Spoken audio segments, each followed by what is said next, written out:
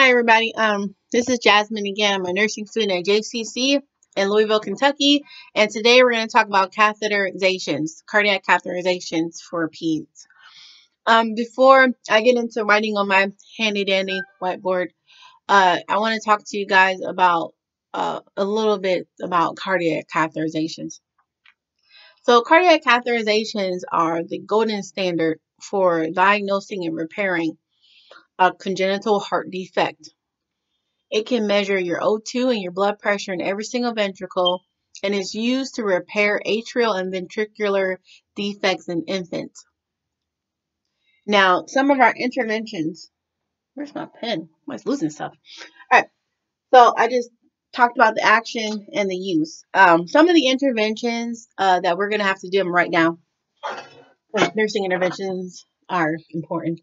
So the things we're going to have to do, we're going to have to tell the parent that now these interventions are going to be similar to what's going to be in here, but just for GPs, we're going to have to tell the parent that the night before their NPO, express the knowledge that they're going to have to lay flat for 4 to 6 hours.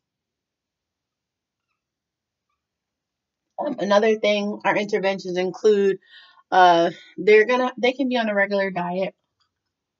There's no dietary changes or nothing like that.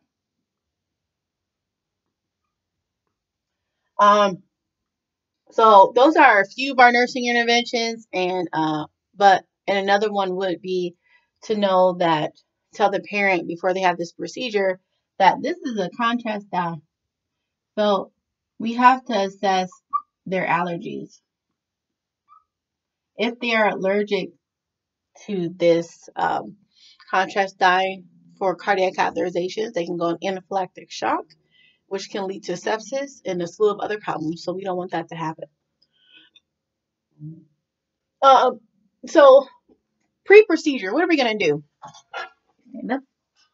All right. So pre-procedure, what are we going to do? And for interventions too, we want to increase their O2.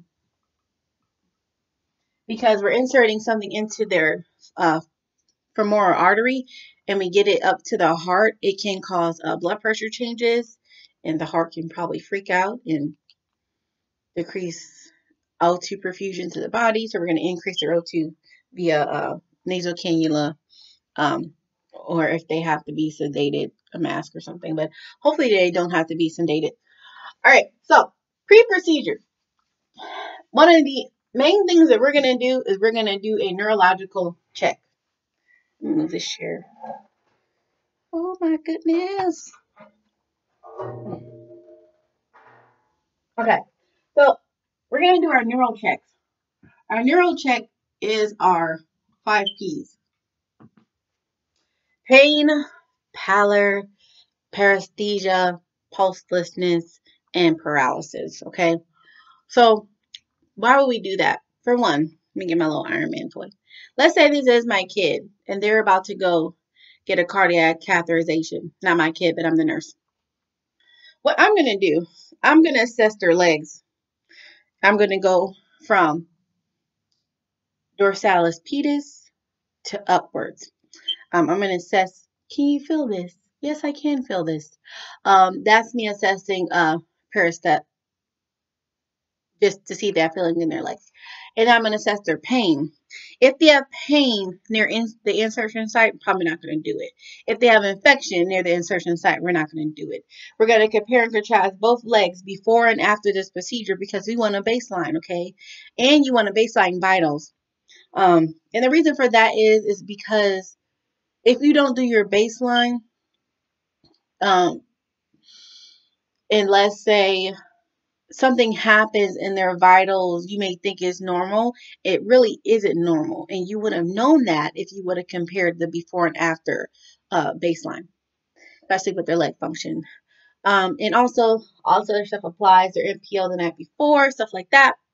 And I think that's, and with history too, during the assessment, when we're looking at their allergies, we want to make sure this is the right patient. So we're going to look at their diagnostics, what they've been diagnosed with to get this procedure because it is an invasive procedure.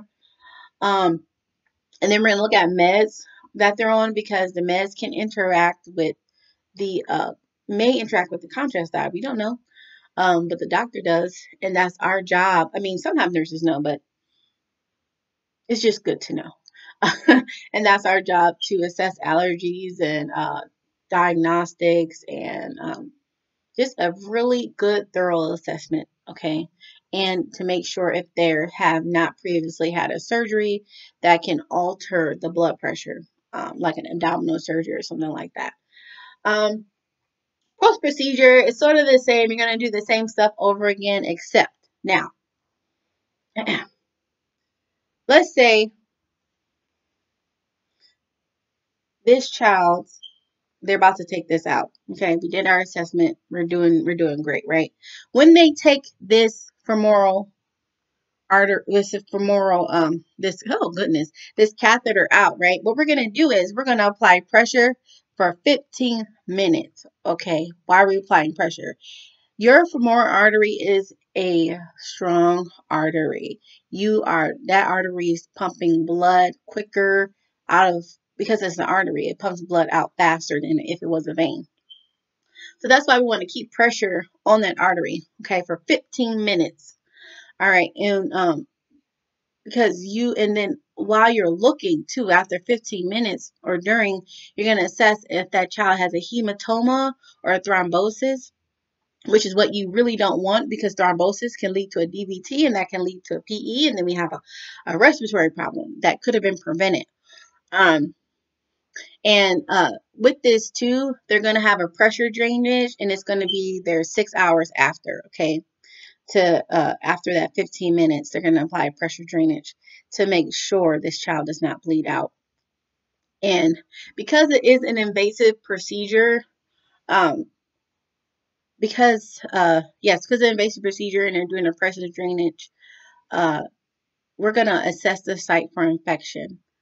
The signs of infection are fever, nausea and vomiting, sweating. They may be a little loss of consciousness, just stuff like that. And just assess for signs of fever. Um, did I talk about that? Talk about that. Now they will be weak for the first few hours, is normal, because you just stuck something up an artery. Um, okay, so again, after this procedure, this child will lie flat for 4 to 6 hours. Make sure you tell the parents that. Make sure you tell the parents, do not get them up, and stuff like that. They're going to lie for 4 to 6 hours, and the pressure drainage is going to be there for 6 hours. So to review real quick, especially the time frames. So during this cardiac catheterization, you're going to apply pressure for 15 minutes. While you are applying pressure, you're going to look at the site for infection. You're going to ask them if they're in pain. And then after they do that pressure drainage for 6 hours, you're going to assess their leg. Okay, you're going to do your neural check again, because if they don't have feeling in their leg, that could be indicative of them having a DVT. So you want to do all those 5 P's again, post-procedure and pre-procedure. It's very, very important, those 5 P's. Discharge teaching. So when they go home, because they're slightly painful in kids, for some reason, well, developmentally, they think that nothing can happen to them. So after cataract catheterization, you have to express to the parent that they have to do quiet play for the first 24 hours.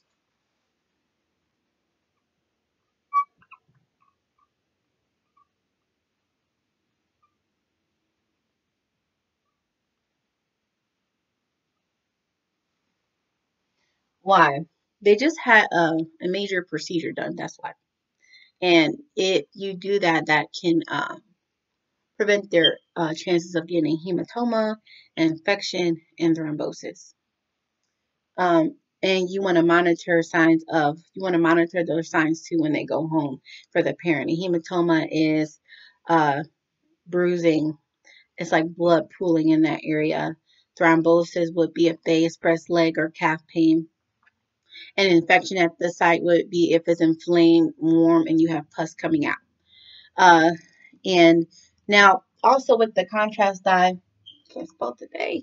Uh, the contrast dye is a diuretic, so make sure the mom and dad know that discharge teaching.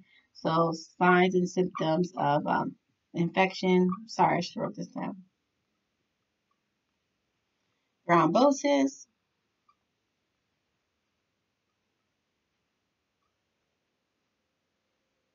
infection, and hematomas.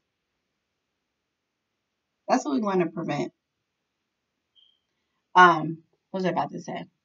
Also with discharge teaching, you want to let them know if they come in and are like, oh, my kid's peeing a lot. I don't know why. Is something going on? Is something wrong? Just tell them it's a diuretic. It makes you pee. I sort of verbalized these two and these two, but please don't forget your neuro checks for the exam purposes and your assessment before and after. Um, and I think that's about it for cardiac catheterizations. I hope you guys like my video and you subscribe, ask questions. I hope you pass your exam. Hope I pass this semester. So I guess I'll see you guys later. Bye.